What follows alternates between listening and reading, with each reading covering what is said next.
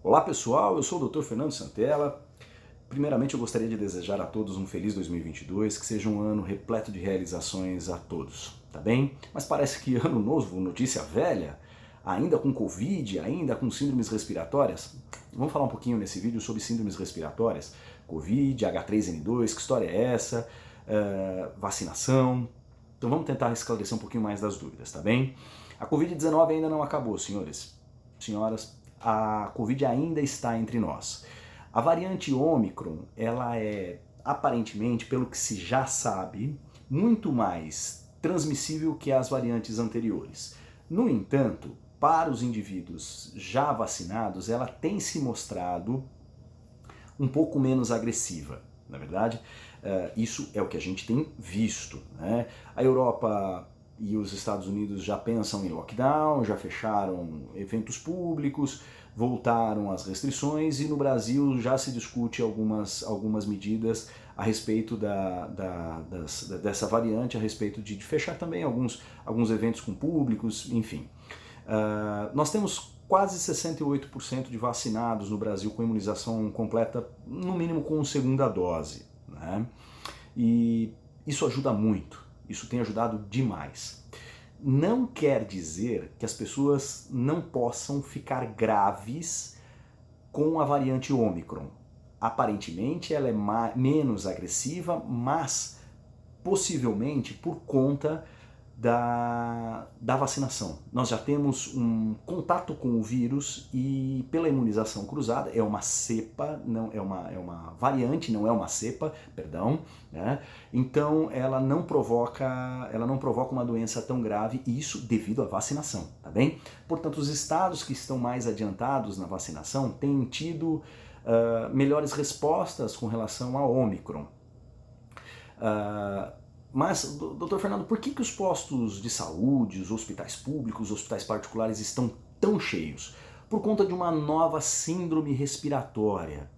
Ela tem a ver com um vírus chamado H3N2, na verdade uma cepa, que tem até um nome, o Ministério da Saúde deu um nome, a Organização Mundial de Saúde deu um nome de Darwin a essa nova cepa H3N2, que é uma linhagem da influenza A, do H1N1, do H5N1, do H1N5, eles têm, na verdade, números, né? São subespécies, espécies, vamos dizer assim, são tipos de uma mesma linhagem viral e que tem provocado essas síndromes respiratórias. Síndromes que provocam dores de cabeça, pressão nos olhos, dores retrooculares, ou seja, atrás dos olhos, congestão nasal, irritação de garganta, pressão nos ouvidos, falta de ar, tosse, muita tosse, dor no corpo e uma síndrome gripal muito forte, muito intensa,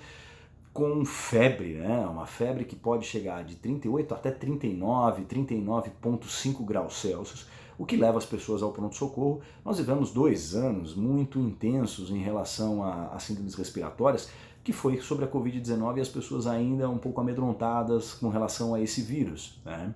Com relação à morte e tal. Aparentemente ela não é tão agressiva quanto a Covid, são vírus distintos, tá bem, gente? Não tem a ver, o H3N2 não tem a ver com a Covid, é outra coisa, é outra doença. Aí sim eu posso chamar de gripe, uma gripe muito forte, mas sim uma gripe. A influenza A, um gripão, né? Aquilo que a gente teve em 2008, 2009, aquelas síndromes do H1N1, essa é parente daquela, né? E que, diga-se só por curiosidade, ela é parente da gripe espanhola, tá? Das gripes que tiveram anteriores daquelas epidemias grandes, né? O H1N1 era muito mais agressivo. Essa gripe, esse H3N2, ele descama a mucosa das vias respiratórias, provocando tosse, provocando síndromes de broncoespasmos em pacientes já asmáticos. Broncoespasmo é chiado no peito, que os asmáticos, os pacientes bronquíticos sabem muito bem, né? Então o indivíduo que tem bronquite sente muito essa questão da respiração por conta disso. E aí congestão nasal, irritação, tudo isso, e as pessoas estão procurando pronto-socorro, porque ela tem um aspecto viral de muita produção de toxina, e ela lesiona muito, dá uma mialgia muito grande, uma artralgia, uma dor nas costas provocada pela tosse, dores de cabeça também provocadas pela tosse, e não só pela tosse, mas também pela síndrome viral, tá bem, gente? E aí a gente não pode julgar as pessoas ao procurar o pronto-socorro e tentar fazer o teste do Covid nessa época. Muitas pessoas estão tendo Covid juntamente com essa gripe H3N2, mas isso pode, são vírus distintos. Algumas pessoas têm tido Covid assintomático ou com sintomas leves, outras pessoas com a gripe com sintomas leves, e essas duas coisas se confundem, então por isso os prontos-socorros muito cheios, né? É uma doença autolimitada, que tem a ver com a produção de anticorpos, cerca de 3, 5, até 10, 15 dias de sintomas, podem ser sintomas variáveis, eles podem ir e voltar, curiosamente, e neste caso podem levar a pacientes um pouco mais comprometidos à pneumonia bacteriana, principalmente por conta dessa descamação da mucosa, tanto das vias aéreas superiores quanto das vias aéreas inferiores.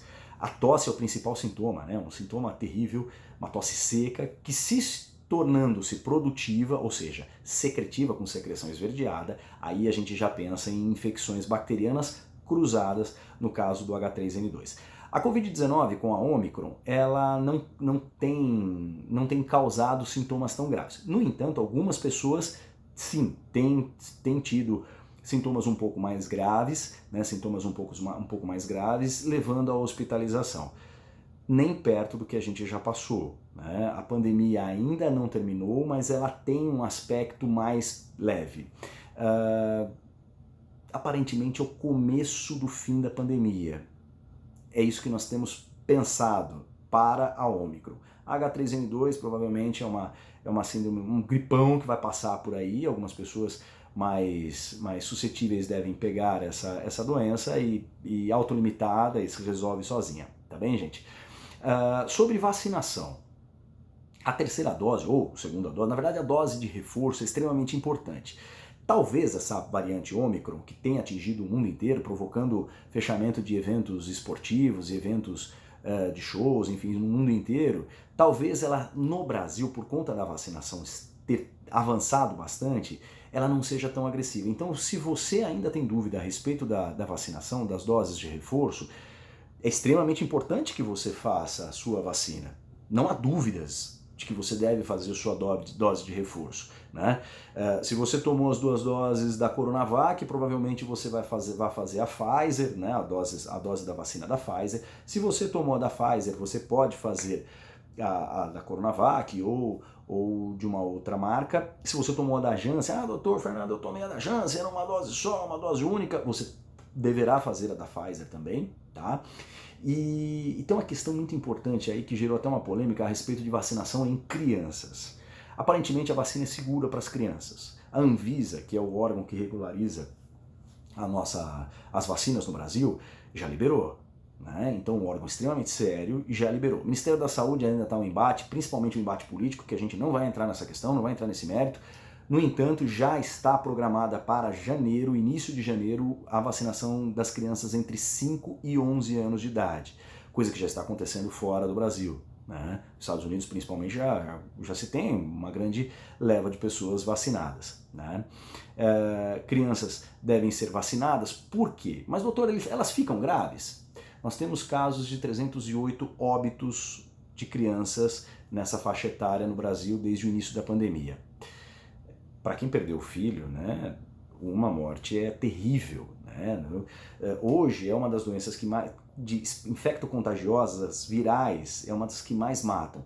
Se você não tem medo de vacinar o seu filho para poliomielite, que já está erradicada no Brasil por causa da vacina, se você não tem medo de vacinar o seu filho para meningite, para sarampo, que também já está erradicada no Brasil por causa da vacina, por que ter medo da vacina da Covid se responsáveis pelos órgãos de saúde estão dizendo que ela é segura? Não é verdade? Então vacine. Por quê? Porque as crianças podem ficar graves, a maioria das crianças não ficam graves, não ficam doentes, No entanto, elas são vetores, porque elas podem ser vetores, na verdade, porque elas podem transmitir para outras pessoas e a pandemia e o vírus continuar circulante. Algumas pessoas, mesmo com as doses de reforço, mesmo com a imunização completa, ficam doentes e ficam doentes graves. Óbvio que a proporção, né, a porcentagem de doentes graves diminuiu drasticamente. Aumentou agora no começo do ano, a gente não sabe como isso vai se estender ainda, no entanto, a vacinação é que é responsável por isso, na verdade, tanto das doenças menos graves, quanto das doenças, dos sintomas mais leves e da gente diminuir o número de casos, tanto de contágio quanto de doenças e doenças graves, tá bem? Não deixe de fazer dose de reforço, não deixe de fazer, se vier a vacinação, faça nos seus filhos, faça nos seus irmãos, nas crianças que estão na sua casa, não deixe de tomar a dose de reforço. E a respeito dessas síndromes gripais, dessa síndrome gripal do H3N2, tem uma curiosidade, né? A Organização Mundial de Saúde esse ano não colocou essa vacina que tem o nome de Darwin, né? Essa variante dessa cepa H3N2, da cepa H3N2, não foi colocada na nossa vacinação do ano passado, por isso que houve um boom dessa doença agora no começo do ano. Curioso, né? Em janeiro não é uma época sazonal do vírus, né?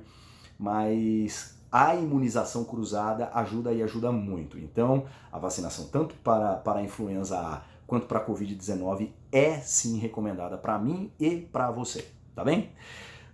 Ótimo início de ano, ótimo começo de ano para todos. Espero que esse ano seja um pouco melhor que os 2 anos que se passaram e vamos juntos, tá bem? Fiquem bem.